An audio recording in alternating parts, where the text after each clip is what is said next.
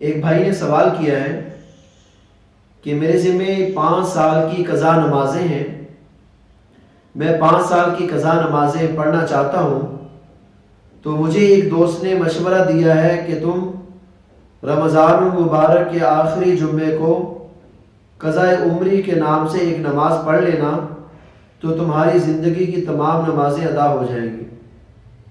اور ایک دوسرے دوست نے یہ مشورہ دیا ہے کہ رمضان میں ایک نماز کا ثواب 70 نمازوں کے برابر ہے، لہٰذا تم ایسے کرو کہ اس حساب سے نمازیں پڑھ لو کہ ایک نماز تمہاری 70 نمازوں کے برابر ہے، یعنی ایک نماز اگر ادا کر لی تو 70 نمازیں ادا ہو جائیں گی۔ اس کا جواب یہ ہے کہ یہ دونوں طریقے غلط ہیں۔ دونوں طریقوں کا دین اسلام میں کوئی تصور نہیں ہے، شریعت میں دونوں کی کوئی اصل نہیں ہے۔ قضاء عمری کے نام سے یہ اپنی طرف سے ایجاد کی ہوئی ایک نماز ہے۔ قضاء عمری کے ادا کرنے سے کوئی قضا نماز ادا نہیں ہوتی۔ فقہائے کرام نے اس کو بدعت لکھا ہے، تو لہٰذا اس سے بچنا چاہیے۔ اور جو دوسری بات ہے کہ ایک نماز ادا کرنے سے 70 نمازیں ادا ہو جائیں گی، یہ بھی غلط تصور ہے، درست نہیں ہے۔ ایک نماز ادا کرنے سے ایک ہی نماز ادا ہوتی ہے۔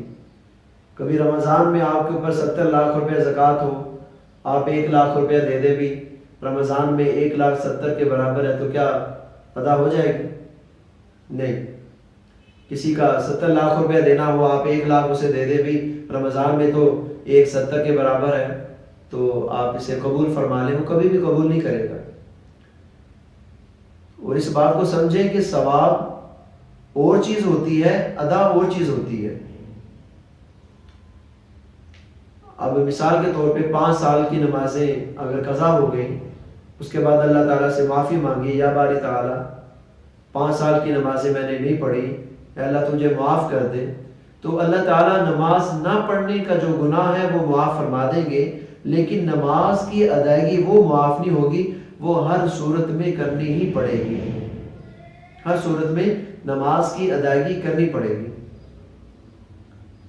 اور ایک وصیت لکھنی پڑے گی کہ میرے ذمہ اتنی قضا نمازیں ہیں، میں پڑھ رہا ہوں، اتنی باقی ہیں، اور اگر اس دوران مجھے موت آ جائے تو میری باقی نمازوں کا فدیہ دے دیا جائے۔